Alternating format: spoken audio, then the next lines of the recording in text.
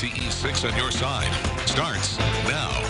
Hi, everyone, and welcome to Tennessee This Week. I'm Blake Stevens. A week ago, we told you about changes to the Knoxville Police Department's use of force policy. Knoxville Mayor India Kincannon aligning it with the 8 Can't Wait program following the death of George Floyd. Wednesday, Madison Keevy sat down with Police Chief Eve Thomas. Announcement last week was changes to this use of force policy. Can you walk us through those and what this is like for you as chief, being able to announce those changes so quickly relatively? We actually have a use of force committee made up of officers from different areas of the department, from training to patrol to just about every area of the department, and they actually looked at the policy and made decisions on how we could comply to the letter of this. We complied with the spirit of the 8 for 8, but not actually letter. So, the first ones when they talk about ban chokeholds and strangleholds, we have never approved chokeholds. We had what was called the lateral vascular neck restraint, or bilateral neck restraint, same terminology. And what that did was restrict blood flow. And we taught that in the academy, and we repeated that teaching every 2 years, or that training every 2 years, to make sure officers were proficient with it. Very effective. It was very effective when you have a combative subject of getting them under control long enough to get them handcuffed. But ultimately, when I discussed it with the committee and we were trying to decide what to do with the LVNR, I pretty much made that decision that it just doesn't look good at this point in time. The optics of having your arm around somebody's neck are not good. But what I wanted to make very clear is that takes away a less lethal method of bringing a subject under control. So that's one step closer to lethal force that we have taken away. So, but at this point in time, I just don't think it's good even to have the LVNR option or the bilateral neck restraint option. So we did remove that, but as far as chokeholds and strangleholds, we never had approved those. We did not approve those previously. So we just added taking away the LVNR. The second one, requiring de-escalation. This was in our previous policy in several places. We added it in one more place, so it's in the policy 3 different times. And anytime we talk about any kind of force, we talk about de-escalation at first. So that was there. We just added another statement to make everything very clear and clarify that. Require warning before shooting. This was always in our policy as well, so we didn't have to make any changes on that. So we were pretty comfortable with that one. The fourth one requires exhaust all alternatives before shooting, and again, this was in the previous policy and remained in our current policy, so we were really comfortable with that one as well. The fifth one on duty to intervene. We had always had that, not that verbiage, but in our code of conduct, as far as unbecoming conduct, we teach it in ethics. If your partner is starting to get out of hand and maybe getting their buttons pushed, you have a duty to step in and say, hey, calm down, and pull them back. And we do that for each other. That's just part of ethics class. But we put that exact verbiage now in our policy that officers do have a duty to intervene when something against policy or against the law is going on. Not only that, they have a duty to report. And so we added that to our use of force policy and our code of conduct. So we have that exact verbiage. So it's very clear and very clarifying. The ban shooting at moving vehicles. This was in our previous policy and is in the current policy, and unless there's some very specific immediate threat to life, and that is the only time that we can do that. So it was already banned and is remained that in our current policy. The require use of force continuum. We've always taught the use of force continuum. And the verbiage is in the policy, so we didn't have to change any verbiage. We added it as an appendix, so it is now in there. The pictorial of the use of force continuum is in there as Appendix A. One of the reasons that had been taken out is the objectively reasonable standard, which is what we teach as well. We wanted to be sure that officers realized that they didn't have to stair-step. They could respond with whichever force was necessary to stop the behavior. So we didn't want also, if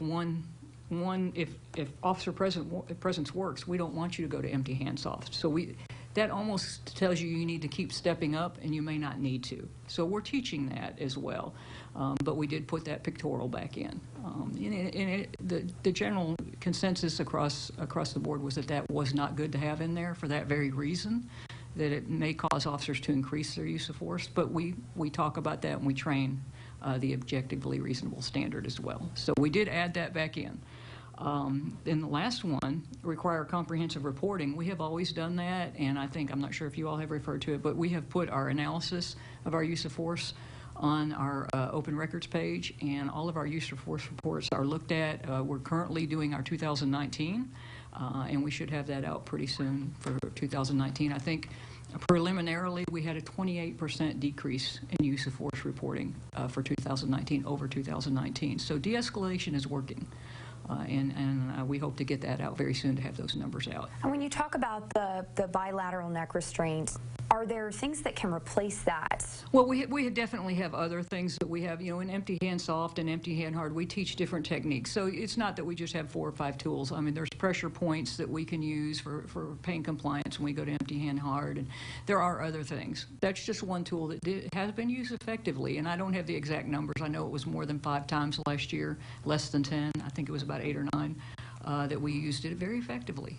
And it did stop the aggression, and we were able to get a suspect handcuffed and under control. But we'll use our other less lethal as much as we can, but it does take away one of those less lethal options. Do you have a general message for people with all of these conversations going on about use of force that you can share with this Knoxville community? So the one thing I would really like to convey, our policy is out there, the things we do are out there. And Clarence Vaughn, the former park director, was very good about this. Comply now, complain later. Please don't fight us. That seems to be, we find now that people seem to think it's okay if we need to arrest them. We explain what we're doing. We'll explain to you why we're giving a citation. We'll explain why we're arresting you.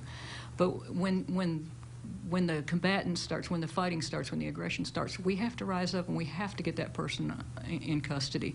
If you think you're being arrested and you shouldn't be, if you think you're given a citation and you shouldn't, please just comply now. And even once you're in the back of the patrol car, ask for a supervisor to come to the scene, or go to park after it's all over and you're back out, or come to the internal affairs unit. It's that escalation of force that starts with that person not wanting to be arrested that gives the baseline for this having to happen. And we don't want anybody in our community hurt. We don't want our officers hurt. We don't want to have to lay hands on people. That's not our first. We want to verbally get, you know, if we can talk somebody in the back of a patrol car, that's our preferred method for sure. Do you think that there needs to be more training added? You know, I can never say we've had enough training, but you know, even at that, at some point how many things can we train on? We can, you know, we train on accident reconstruction, and we train on all the other calls that we answer, and so, you know, homelessness issues, and you know, we train on, you know, we even get a basic in medical assistance. You know, we have tourniquets. So there are so many things. At some point, we've got to decide. You know, we have to triage that. What's most important? How much training can we have? And that's why, you know, we have about 80 officers certified in crisis intervention. And because not every officer is great at that. They all have a baseline knowledge. They all have 24 hours of experience, but not every officer is certified. And the officers who are certified do receive additional training as a group. So that's important. And so any updates or any new methods that come available, they do get that training. So I will never say we've had enough training, but we have to decide which training we need to prioritize. When you see your community, you know, protesting, when you see nationally the kind of conversations that are happening around law enforcement and policing, use of force, defunding, how does that make you feel? That's hard when you hear that, and it's hard for the officers who hear that, because that group is so loud, and it keeps coming across the news, and it makes news, and so it's heard a lot over and over, and that's hard to hear. But I can tell you that within the Knoxville community, we have had so many people reach out and tell us thank you for what you do. Well, still to come, I speak with Tennessee's top medical leader about the rising number of COVID-19 cases. You're watching Tennessee This Week on WATE 6, on your side. Hello, I'm Mike Haymaker. Whether it's a Wrangler, Grand Cherokee, or Gladiator, are you ready for some summertime fun? Check out these deals. 2012 Jeep Wrangler Sport, sale price $16,888. 2020 Jeep Gladiator, sale price $39,888. 2018 BMW 330i, sale price $25,888. 2018 Ford F-150 4x4, $19,888. Start your summertime fun today at Jim Carr Dodge Chrysler Jeep Ram. Technology has greatly changed the world we live in. mostly for the better. Unfortunately, though, we see the unintended consequences caused by cell phones on a daily basis. Far too often, people are being seriously injured and hurt because of negligent drivers distracted by their cell phones. If you've been harmed by a negligent or distracted driver, the law is on your side. Let us go to work for you. Call Wettermark Keith, the name to know and trust. What's next? Answers to questions. Jobs, school, lifestyle. So many changes and so many challenges ahead. WATE 6 on your side is here as we continue to reopen and reconnect with each other, reporting on the issues and the impact in East Tennessee. We're working on the answers to what's next. We're with you every step of the way. We are WATE 6 on your side. Hey, welcome back to Tennessee This Week. The COVID-19 pandemic rolls on. Some communities seeing spikes. Some states are changing their response. Thursday, I talked with Tennessee's Health Commissioner, Dr. Lisa Piercey. How would you say we're doing as a state and as a country right now in this phase of the pandemic? I think that is determined by what is our measure of success. Because if you just look at case counts are going up. But for the governor and me and our team, we've decided that the ultimate metric here, and I would challenge anybody to argue with this, is how many Tennesseans are we ultimately going to lose? Everything we do is to prevent and reduce the number of deaths and also hospitalizations, but ultimately deaths. And quite frankly, we're one of the best in the nation in that. We've had about plus or minus 550 deaths total. And when you look at that per capita based on all of the others, compared to all of the other states, we're in the bottom 5 or 6 of states. That's where you want to be in death rate. And the states that are below us are very sparsely populated states, Montana, Wyoming, that kind of thing. So, we're doing well as far as outcomes. Cases are going up, but that doesn't tell the whole picture. That doesn't tell the whole picture. Well, some of those specifics, we're speaking Thursday morning. Latest numbers show an uptick, one-day uptick of 932 cases, more than 5,000 new cases in 1 week. I was going to ask whether you were concerned by that, and more specifically, are we running a risk of exceeding our hospitals' surge capacities? Those are the right questions, and I appreciate you asking it in that way.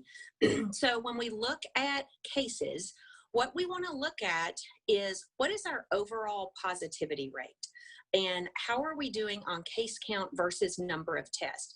Because if you watch the numbers on a daily basis, sometimes you will see these wide variations, and both in case count and in testing. So we're starting to take a more weekly approach and take a step back and say, okay, what is this on the whole? And you're exactly right. On the whole, case numbers are going up. But what is not going up at the same rate are hospitalizations. Now, yes, we do have more hospitalizations now than we've ever had, but let me put that into context for you. As of yesterday or a couple of days ago, the last time we ran the numbers, COVID patients in hospitals statewide only account for 4.9% of all hospitalizations. So if you just take it on the surface of hospitalizations are the highest they've ever been, that's true, but you have to keep that in context. Our biggest concern is probably come on into the fall, September, October, November, when occupancy rates at hospitals are normally pretty high, even without COVID. If we have a bad flu season, and I don't know how to predict that, if we are or we're not, if we have a bad flu season and then you put the COVID hospitalizations on top of that, then we could start running into hospital capacity issues. So we've tried to make several preparations throughout the last few months to not only sort of treat that in place at hospitals inside their own walls, but to offer alternatives in the disastrous event that they can't do that. The commissioner saying the best way to cut down on the number of new cases is through prevention methods like hand washing, wearing a mask, and avoiding large crowds. Once you have a hot spot, it's too late then. I mean, we can make all the we can enact all the measures that we want, but that means people have already gotten infected. And so we can reduce further spread. But when we start seeing that, we really need to double down on our efforts to prevent infections in the first place. And so targeting specific areas is sort of like chasing your tail sometimes because they're already breeding infection there. And so we want to mitigate further spread, but prevent it in the first place. Well, in other news, Senator Lamar Alexander saying we should learn from the mistakes in the past instead of ignoring them. Those words after crowds in Washington, D.C. attempted to tear down a statue of President Andrew Jackson. Jackson's treatment of Native Americans and his legacy of keeping people enslaved, making the statue a target. And in this country, our goal is to bring out the best in us, which does not mean ignore the worst. We need to be honest about our weaknesses. We need to be proud of our strengths. We need to learn from both to create a better future for the United States of America. Well, the senator also saying if we are looking for perfection, we're not likely to find it in American history or the history of almost any country or in human nature. Still to come, our panel of pundits is next. You're watching Tennessee This Week from WATE 6 on your side. Mike Davis here reminding you, dare to compare. I want to remind you that having maintenance is the #1 thing you can do to keep your heating and air system running trouble-free. When your system runs, it needs to be clean so it can cool efficiently. At City Heat and Air, our maintenance contract includes cleaning, 15% off repairs, and a 21-point inspection. If you need maintenance, give us a call. City Heat and Air, dare to compare. Hello, I'm Dr. Gabe Frank, a medical director for WaveTech. When you're trying to treat acute chronic pain, when you're trying to treat sports injuries, is controlling the inflammation. So by using the acoustic wave technology, by using the soft waves, we're actually able to specifically treat the area of pain. And that's really what the soft waves do, what the acoustic wave technology is all about.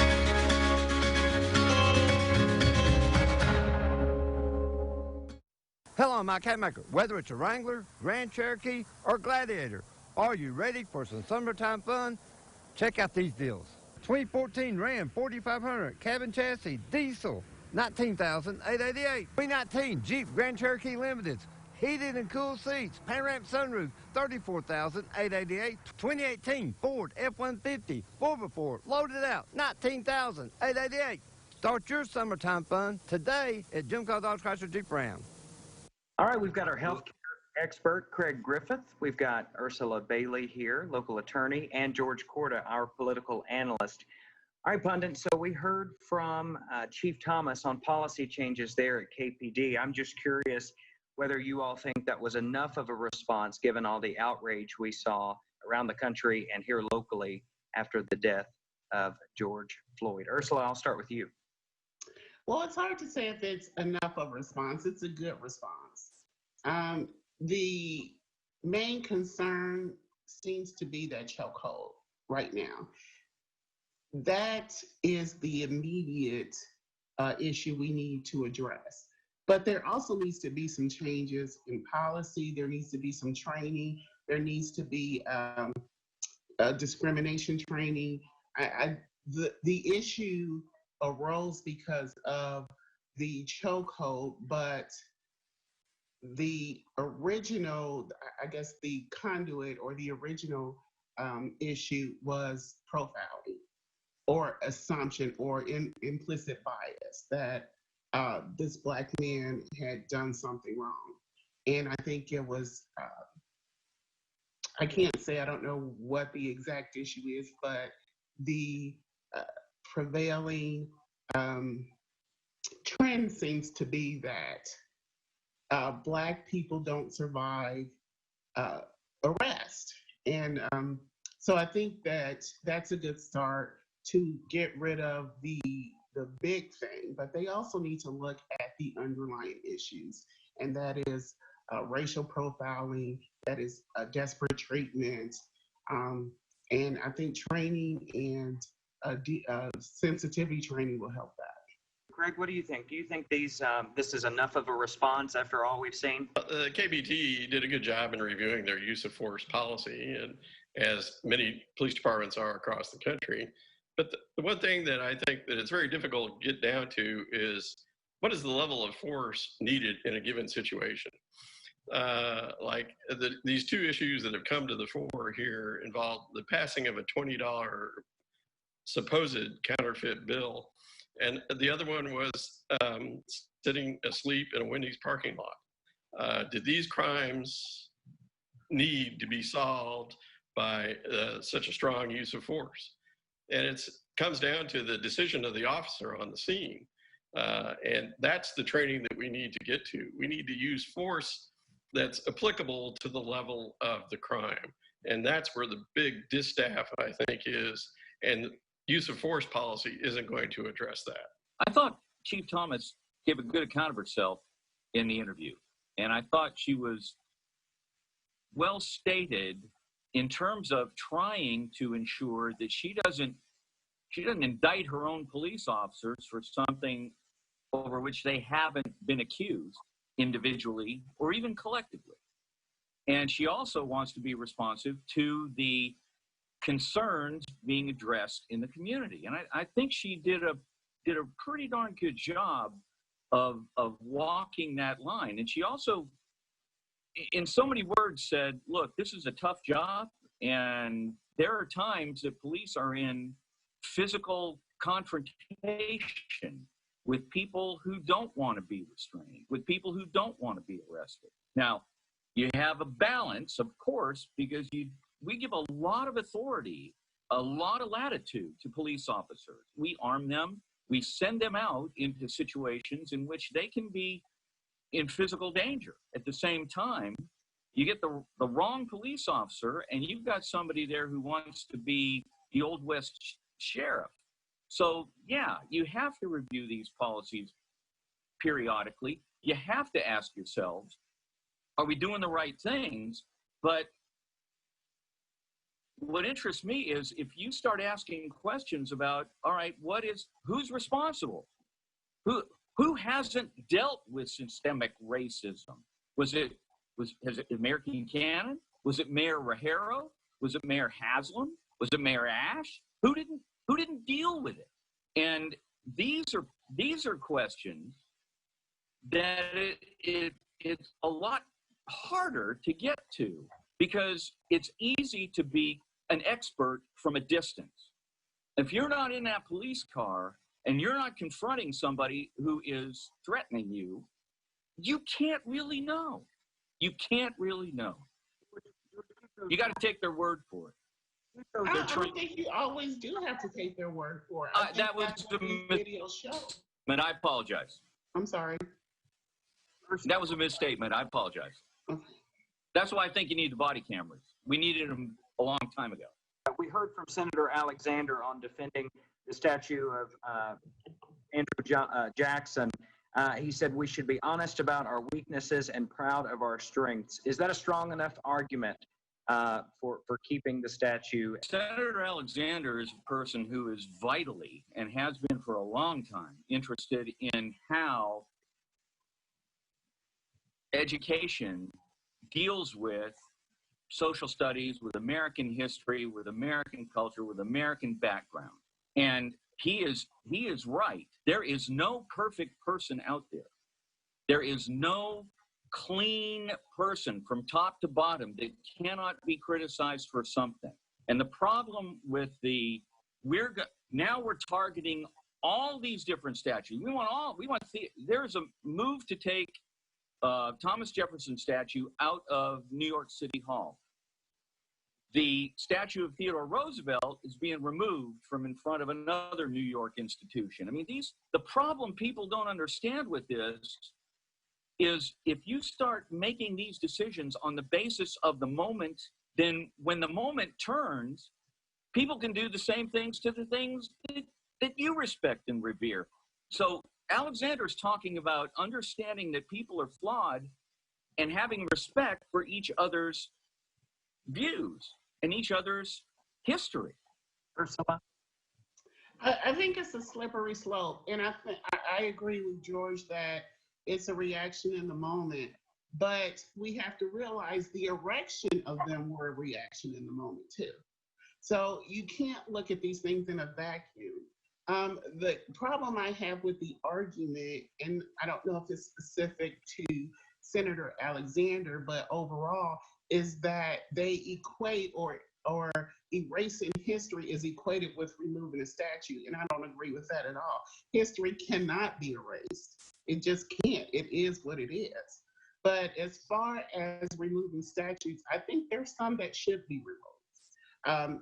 And the Thomas Jefferson one, I don't completely agree with that. Jackson, you mean, or I'm sorry, Andrew Jackson. I don't completely agree with that. Because you do have to balance, and you can't look at everything in a vacuum. And I know there are some things that he did that I don't agree with, and the same thing with Thomas Jefferson. There are things he did I don't agree with, but you do have to look. You can't look at things in a vacuum. You have to look at the entire story, and if the entire story is more beneficial to America, then those people have contributed positively to history, to my history as well as everyone else's, and I think the statue should be left alone. But there are ones that I think should come down. I think what happened in Charleston, South Carolina is the way that we should go. There was a city council meeting where people could get up and speak and say the pros and cons of removing the statue. And I think that that's what we need to do, is have a public discussion on these statues and whether they should stay or whether they should go. We heard from our Commissioner of Health, and who says that despite those new cases, those numbers of new cases, we are still doing well in terms of death rate and hospitalizations. Are you convinced that Tennessee is still doing well when all that's considered? Yes, I mean, the virus is out there. It's not going away. We'll have it this year, have it next year, and the year after that. So how we take care of it here in the near term when it's still a novel virus. And she said that they're measuring their success by the death rate, which is around 500 people plus in Tennessee. It's obviously in other states much more. But what we're seeing is today, well, not today, last Thursday, the state of Texas slowed down their return to normalcy. And I think you're going to have to see that in other states where the hot spots come up and they need to take dramatic action. So, and a lot of it, the city of Memphis has put in a mask ordinance now. It'll be interesting to see if that passes legal muster. So we'll have to see, you have to have the response that's appropriate to the level of the infection. But everyone, in the end, will probably get this over the next 4 or 5 years. The views of guests on Tennessee This Week are their own and do not represent the views of WATE 6 on your side or Nexstar Broadcasting.